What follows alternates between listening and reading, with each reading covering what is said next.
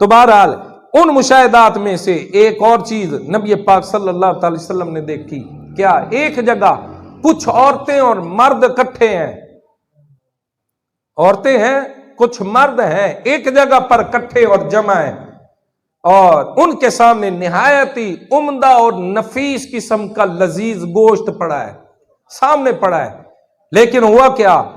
دوسری طرف کچا اور بدبودار گوشت ہے۔ لذیذ اور خوشبودار گوشت کو چھوڑ کر کچا اور گندا اور بدبودار گوشت وہ کھا رہے ہیں۔ ہونا یہ چاہیے لذیذ اور خوشبودار گوشت کھایا جائے، لیکن وہ کچا اور بدبودار گوشت جس سے اتنی گندی بدبو آ رہی ہے وہ کھائے جا رہے ہیں۔ نبی پاک علیہ الصلوۃ والسلام نے فرمایا جبریل یہ کون لوگ ہیں جن کے سامنے اعلیٰ سے اعلیٰ کھانا پڑا ہے، اس کو چھوڑ کر یہ گندا اور بدبودار کھانا کھا رہے ہیں۔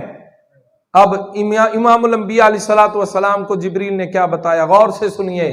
جبریل عرض کرتے ہیں اللہ کے حبیب یہ وہ لوگ ہیں جو مرد اپنی حلال بیویاں چھوڑ کر حرام کاری کرتے تھے، اور عورتیں اپنے مردوں کو چھوڑ کر غیروں کے ساتھ جاتی تھیں۔ یہ موجودہ دور آپ کے سامنے موجود ہے، آئے دن نئے نئے فتنے جنم لے رہے ہیں، عورتیں اپنے حقوق مانگ رہی ہیں۔ اسلام نے ہر عورت کو اس کا حق ادا کیا ہے، جتنے حقوق اسلام نے دیے ہیں وہ سارے حقوق عورت کے حق کے اندر بہتری کے لیے ہیں۔ اگر پردے اور چار دیواری کے اندر رہنے کا حکم دیا ہے تو عورت کی عزت کے لیے، عورت کے وقار کے لیے، اس کی عزت اور اس کی جان کی حفاظت کے لیے۔ اب آپ اپنی آنکھوں سے مشاہدہ کر رہے ہیں جو عورتیں چار دیواری سے اور چادر سے باہر نکل آئی ہیں، بے حیائی کا مظاہرہ کر رہی ہیں، آج صورتحال آنکھوں کے سامنے ہم دیکھ رہے ہیں۔ آئے دن نئے نئے واقعات اخبارات کے ذریعے، سوشل میڈیا کے ذریعے ہر طرف سے ہمارے کانوں کے اندر آ رہے ہیں۔ تو عورت جو اپنے آپ کو کہتی ہے میں آزادی چاہتی ہوں، اسلام نے عورت کو آزادی عطا کی، اسلام نے جو عورت کو مقام عطا کیا وہ پہلے نہیں تھا۔ عورتوں کو تو جو ہے وہ بیچ دیا جاتا تھا، پیدا ہوتی بچی کو زندہ ہی قبر کے اندر دفن کر دیا جاتا تھا، لیکن جب مصطفیٰ کریم کی جلوہ گری ہوئی، آقا کریم علیہ الصلوۃ والسلام نے یہ حکم جاری فرمایا اور فرمایا تم میں جو بندہ 3 بیٹیوں کو پیدا کرنے کے بعد بالغ کر کے نوجوان ہونے کے بعد اس کی رخصتی کرے گا، اس کا نکاح کر دے گا، کل قیامت والے دن وہ جنت کے اندر میں محمد کے ساتھ اس طرح ہوگا۔ مصطفیٰ کریم علیہ الصلوۃ والسلام نے ایک تو جنتی ہونے کا سرٹیفکیٹ دے دیا، اور جنت کے اندر حضور کی معیت اور حضور کا ساتھ بھی اس کو میسر ہوگا۔ یہ شان عورت کو دی ہے تو اسلام نے، یہ مقام عورت کو دیا ہے تو محمد مصطفیٰ نے، اور عورت کے بارے میں مصطفیٰ کریم علیہ الصلوۃ والسلام نے فرما دیا جو عورت ماں بن جاتی ہے، فرمایا اللہ رب العزت نے اس کے قدموں کے نیچے جنت کو رکھ دیا ہے۔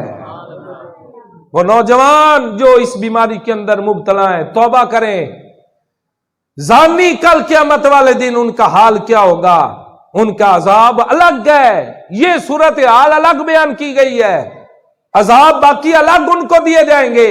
نبی پاک صلی اللہ تعالی وسلم نے صحابہ کرام کی محفل لگی تھی، ارشاد فرمایا صحابہ بتاؤ عورت کے لیے سب سے بہتر چیز کیا ہے اور مرد کے لیے سب سے بہتر چیز کیا ہے؟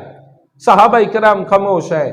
حضرت علی المرتضی شیر خدا رضی اللہ تعالیٰ عنہ چپکے سے اٹھے ہیں، گھر گئے ہیں، حضرت فاطمہ الزہرا سے اسی بات کا سوال کیا تو حضرت فاطمہ الزہرا نے فرمایا کہ مصطفیٰ کریم علیہ السلام نے جو سوال کیا، عورت کے لیے سب سے بہتر چیز یہ ہے کہ عورت اپنی نگاہیں جھکا کر رکھے، اور مرد کے لیے بہترین چیز یہ ہے کہ مرد بھی اپنی نگاہیں نیچی کر کے رکھے۔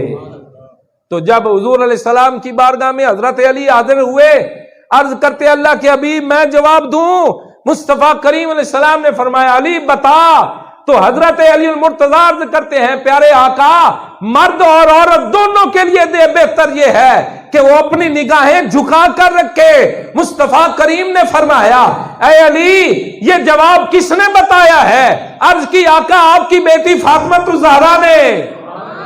मुस्तफा करीम अलैहिस्सलाम ने फरमाया, हाँ फातिमा ही ऐसा जवाब दे सकती है। ओ भाई, मुस्तफा करीम अलैहिस्सलाम ने जिसकी तरबियत की हो, जिसको हुजूर अलैहिस्सलाम ने अपने जिगर का टुकड़ा फरमाया हो, वो कितनी शान और अजमत वाली है कि कल क़यामत वाले दिन हशर के मैदान से जब गुजर होगा तो हुक्म दिया जाएगा, ए जन्नतियों, ए अहले महशर, अपनी निगाहों को झुका लो, मोहम्मद मुस्तफा की बेटी का गुजर हो रहा है। 70,000 हूरों के जुर्मत के अंदर हुजूर की बेटी गुजर जाएगी। तो इतना पर्दा वहां पर भी, हालांकि वहां पर शरीयत की पाबंदी नहीं है, शरीयत की पाबंदियां यहां पर हैं, लेकिन हमारे यहां होता यह है कि हमने अपने घर से इब्तिदा की नहीं है।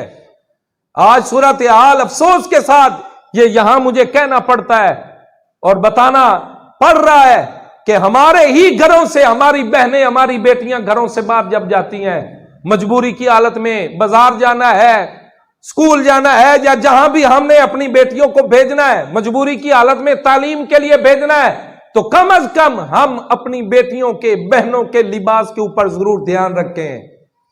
चुस्त लिबास पहनकर हमारे ही घरों से हमारी बहनें जा रही हैं और चौक के अंदर खड़े होकर दरिंदे किस्म की और गंदी निगाहों के साथ उनकी तरफ देखने वाले लोग, जिनकी निगाहों के अंदर शर्म और हया है ही नहीं, वो बताएं उनके घरों के अंदर क्या ऐसी हालत नहीं है?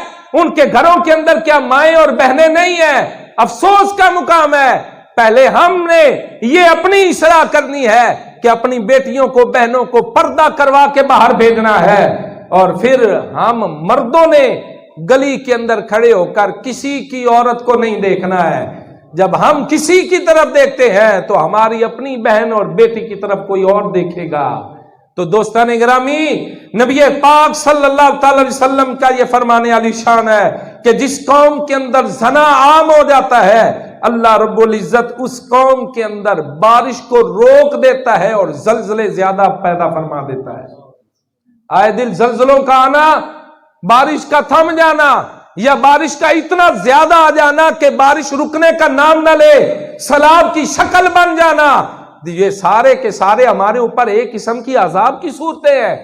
तो दोस्तान गिरामी, हम जब तक अपनी इस्लाह नहीं करेंगे, जब तक हम कुरान के दामन को थामेंगे नहीं, तब तक हमारी ये हालत जो है वो बद से बदतर होती जाएगी, बल्कि अब तर होती जाएगी।